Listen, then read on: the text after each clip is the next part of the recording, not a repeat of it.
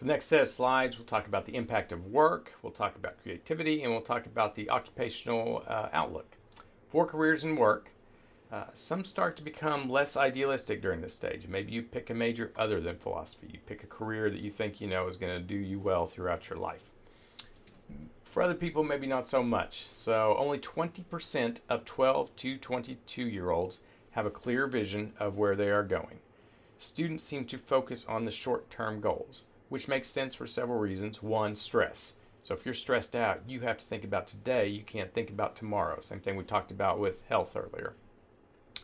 For the impacts of work, it's going to be a big factor what kind of life you have, the occupation that you pick. Your identity, which we've talked about recently, is going to be tied up in this career that you choose. When you meet people, this is going to be one of the first questions that they ask you. What do you do for a living?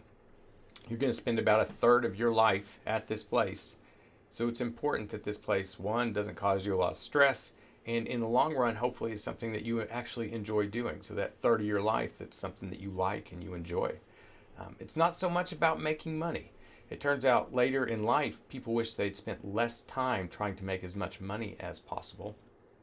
To emphasize this, 52% of US adults would be willing to take a job for less pay if it had less stress. So 52% would take less money if it equaled less stress. I know this personally. I used to teach twice as many classes as I teach now, and it turned out it was not worth it. The stress wasn't worth it.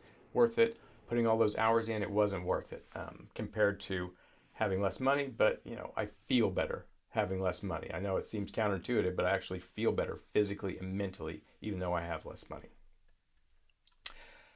For the occupational outlook, there's a book. It's the handbook, Occupational Outlook Handbook, and basically they look at areas that they think are going to be looking good for job growth. They update this every 2 years, so you might look at it. From our textbook, according to the Occupational Outlook Handbook, the fastest growing jobs at the time that our textbook was produced. You might think about it for a second. What do you think the fastest growing jobs are? According to the text, statisticians, physical therapists, and wind turbine service technicians. So I bet some of you probably guessed PT, because I usually have a lot of students that are PT. Maybe some of you guessed being in stats. That makes sense. Wind turbine service technician, though, that's a fairly unique occupation. Okay, next section is on creativity. And so early adulthood, it's a great time for creativity, although maybe it's not just being young that makes it great for creativity. It might be something to do with the lack of responsibilities. So for example, you don't have a kid to take care of, so you can go out and spend your time creating things. There is a researcher in creativity, fairly famous, Mihai Csikszentmihalyi. He created a term called flow, and this is a heightened sense of pleasure experienced when engaged in a mental or physical challenge that absorbs us. And I've had experiences like this. When I was younger, I used to play guitar, and sometimes I would get so engrossed in it, it would feel like it kind of did like fully absorb me at that time.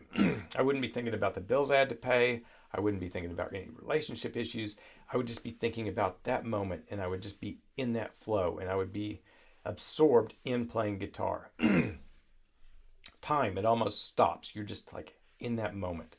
There's actually a book on this, if you want to look into it, at least covers parts of this. It's called The Rise of Superman, Decoding the Science of Ultimate Human Performance. One of the examples they give is basketball players. So when they go out and they're hitting a lot of shots in a row, they feel like they are in that flow state. And so what they did was they measured their brain activity, and it showed they're having these bursts of gamma waves in their brains. So something actually physical is going on in the brain when you go into these flow states that make you just absorbed in that moment and just be on spot. So yeah, it's a pretty interesting field if you want to look into that.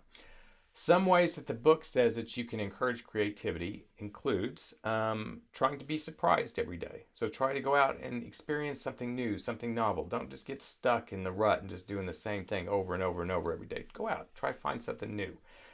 Try to surprise somebody else.